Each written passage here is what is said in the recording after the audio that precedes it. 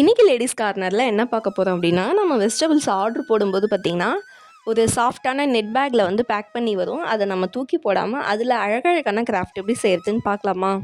First வந்து நம்ம stacking flower மாதிரி வந்து பண்ண போகிறோம். அதுக்கு வந்து ஏதாச்சும் ஒரு கம்பி வந்து எடுத்து அதை வந்து பெட்டல் ஷேப்புக்கு வந்து நம்ம வளைச்சி அடியில் வந்து ஒரு 2-3 ட்விஸ்ட் வந்து கொடுத்துக்கலாம். அதுக்கப்புறமா இந்த மாதிரி நெட் கிளாத்தை வந்து எடுத்துட்டு இந்த நெட் கிளாத்தை வந்து நம்ம கம்பி மேலே அப்படியே போட்டோம் அப்படின்னா அந்த கம்பி வந்து இந்த நெட்டில் பூந்து வெளியே வந்துடும். அதனால் நீங்கள் வந்து இந்த 2ஆக மடிச்சிருக்க நெட் கிளாத்தை வந்து இன்னொரு மடிப்பு மடிச்சிங்கன்னா உங்களுக்கு 4 நெட் கிளாத் மாதிரி கொஞ்சம் நல்லா மொத்தமாக கிடைக்கும். அதுக்கப்புறமா வந்து அதை கம்பி மேலே வச்சு அந்த கம்பிக்கு ஏற்ற மாதிரி ஷேப்பில் கொண்டு வந்து ஒரு நூல் போட்டு நல்லா கட்டிட்டீங்க அப்படின்னா உங்களுக்கு அழகான பெட்டல் ஷேப் வந்து இப்போ கிடச்சிடும். அதுக்கப்புறம் எக்ஸஸாக இருக்க கிளாத்தெல்லாம் வந்து கட் பண்ணிக்கலாம்.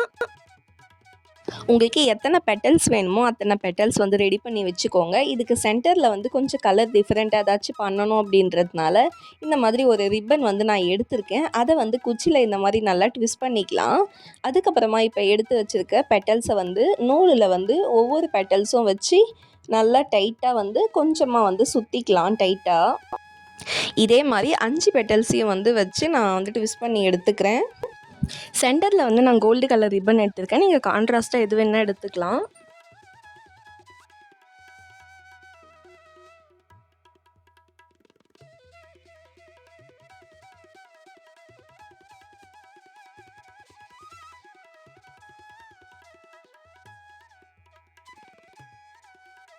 அடுத்து வந்து ஒரு ஃப்ளவர் பண்ணுறேன். இதுவும் அதே தான். ஆனால் வந்து இதில் வந்து அந்த குச்சியில் வந்து நான் ஃபுல்லாக அந்த ரிப்பனை ரேப் பண்ணல.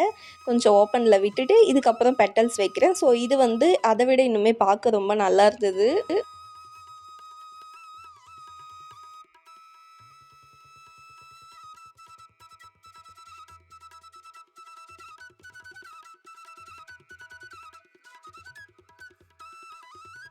தூக்கி போடுற அந்த நெட்டை வச்சு ரொம்பவே அழகான 2 ஃப்ளவர் வந்து இப்போ நம்ம ரெடி பண்ணியாச்சு. வேணும்னா அந்த குச்சியில் வந்து நீங்கள் க்ரீன் டேப் கூட சுற்றிக்கலாம்.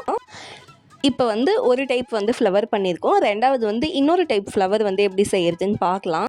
அதுக்கு நெட் கிளாத்தை வந்து நல்லா நீளமாக வந்து இந்த மாதிரி சுருட்டிக்கிட்டே வந்துட்டு அதை வந்து ஒரு 2ஆ 4ஆ இந்த மாதிரி நமக்கு எவ்வளோ ஷார்ட்டாக பண்ணணுமோ அவ்வளோ ஷார்ட்டாக இந்த மாதிரி பண்ணிக்கலாம்.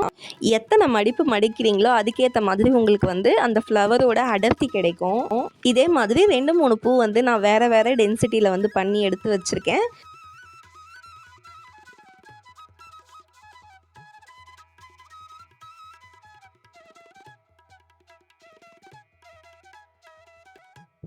இதை வந்து நல்லா மடித்ததுக்கப்புறமா அந்த எட்ஜஸில் வந்து அன்ஈவனாக இருக்க பக்கத்தை வந்து குச்சியில் வச்சுட்டு இந்த மாதிரி நல்லா டைட்டாக வந்து நூலில் வந்து கட்டி முடிச்சு போட்டுட்டோம் அப்படின்னா நமக்கு இது வந்து நல்லா சூப்பராக நின்றுடும். இப்போ வந்து பாருங்கள், அந்த டாப்பில் வந்து இந்த மாதிரி சிசரில் வந்து ஈவனாக கட் பண்ணோம் அப்படின்னா நமக்கு ஃப்ளவர் வந்து கொஞ்சம் நல்லா அழகாக வந்து விரிஞ்சிருக்கும்.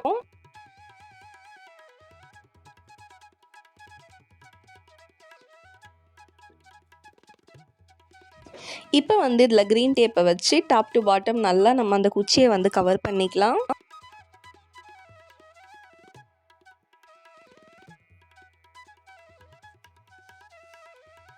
உங்ககிட்ட லீஃப் இருந்தால் நீங்கள் அந்த லீஃபை வச்சுட்டு அதுக்கப்புறமா க்ரீன் டேப் சுற்ற ஆரம்பிச்சிங்க அப்படின்னா அந்த பூக்கு கீழவே லீஃப் இருந்து பார்க்குறதுக்கு இன்னும் அழகாக இருக்கும். அவ்வளோதான் பாருங்கள். இப்போ வந்து நான் சொன்னேன் இல்லையா 3 பூ வந்து ரெடி பண்ணியிருக்கேன். இது வந்து டென்சிட்டி கம்மியாக இருக்கிறது, அதுக்கப்புறம் கொஞ்சம் மீடியம் சைஸ், அதுக்கப்புறம் நிறைய நம்ம எந்த அளவுக்கு வந்து அந்த நீளமாக இருக்கிறத மடிக்கிறோமோ அந்த மடிப்புக்கு ஏற்ற மாதிரி நமக்கு பூவோட அடர்த்தி கிடைக்கும். அவ்வளோதான், அழகான 2வது ஃப்ளவரும் ரெடி ஆகிடுச்சு.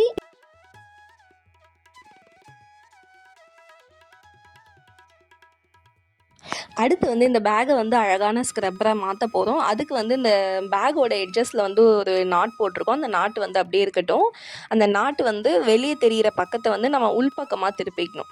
ஸோ நமக்கு வெளிப்பக்கம் வந்து நல்லா இருக்கணும். இந்த உள்பக்கத்தில் வந்து வேறு பேக் வந்து இந்த மாதிரி இருந்தால் மடித்து மடித்து வச்சுக்கலாம்.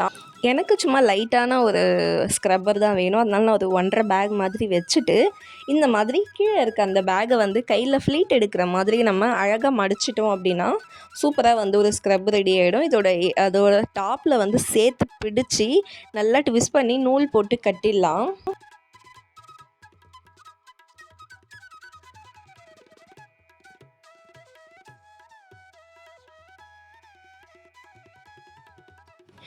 எட்ஜஸ் எல்லாம் வந்து இப்போ கட் பண்ணிட்டோம் அப்படின்னா இங்கே பாருங்கள் நல்லா ஷேப்பாக நம்ம வட்டமாக கையிலே வந்து பண்ணிக்கலாம்.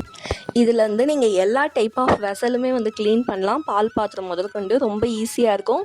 முக்கியமாக இந்த நான்ஸ்டிக் பேனில் தான் வந்து இது நல்லா சாஃப்டாக இருக்கிறதுனால எந்த ஸ்க்ராட்சும் விழாது. இதை யூஸ் பண்ணிக்கலாம். லாஸ்ட்டாக என்ன பார்க்க போகிறோம் அப்படின்னா வீட்டில் தேவையில்லாத வளையல் இருந்தால் அதில் வந்து ஒரு 7 வளையல் வந்து எடுத்துக்கோங்க. அதுக்கப்புறமா இந்த கிளாத் இன்னும் கொஞ்சம் இருந்தால் அதை எடுத்து அந்த நாட்டெல்லாம் வந்து பிரித்து விட்டுக்கலாம்.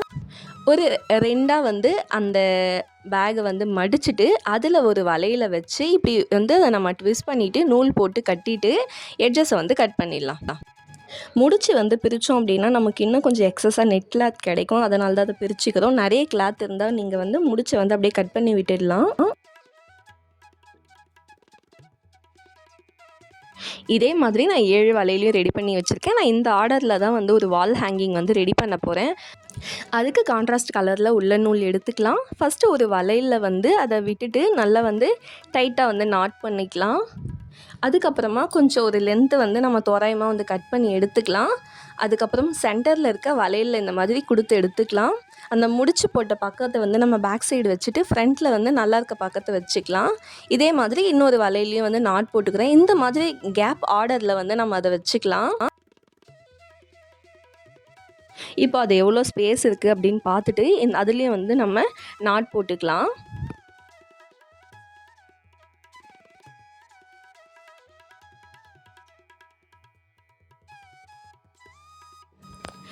இப்போது கீழே இருக்க 2 வளையலையுமே வந்து இந்த மாதிரி 2 உள்ள நூலை வந்து கட்டிட்டு சென்டரில் இருக்க அந்த வளையலில் வந்து 2த்தையுமே வந்து நாட் போட்டுக்கலாம்.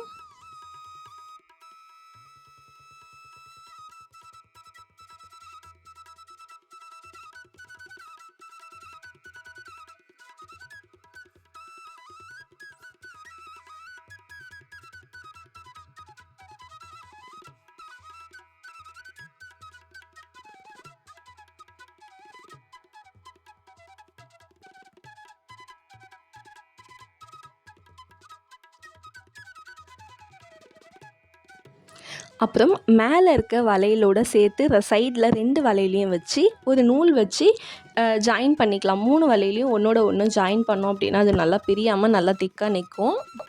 அவ்வளோதான், அழகான வால் ஹேங்கிங் ரெடி ஆகிடுச்சு. இதோட சென்டரில் கான்ட்ராஸ்ட் கலரில் வந்து நான் ஸ்டோன் ஒட்டிக்கிறேன். ஸ்டோன் மிரர் எது இருந்தாலும் நீங்கள் வந்து ஒட்டிக்கலாம். இதுக்கு மேலே ஆணியில் மாட்டுறதுக்காக ஒரு உள்ள நூலை வந்து நாட் போட்டுக்கலாம். வேஸ்ட்டாக தூக்கி போடுற அந்த பேகை வச்சு இன்றைக்கி 4 கிராஃப்ட் வந்து நம்ம பண்ணியிருக்கோம். உங்களுக்கு இதில் எது பிடிச்சிருக்குன்றதை கமெண்ட் பண்ணுங்கள். கண்டிப்பாக வீட்டில் ட்ரை பண்ணி பாருங்கள். இந்த வீடியோ பிடிச்சிருந்தா சப்ஸ்கிரைப் பண்ணுங்கள். பிடிச்சவங்களுக்கு ஷேர் பண்ணுங்கள். அடுத்த வீடியோவில் பார்க்கலாம். டாடா.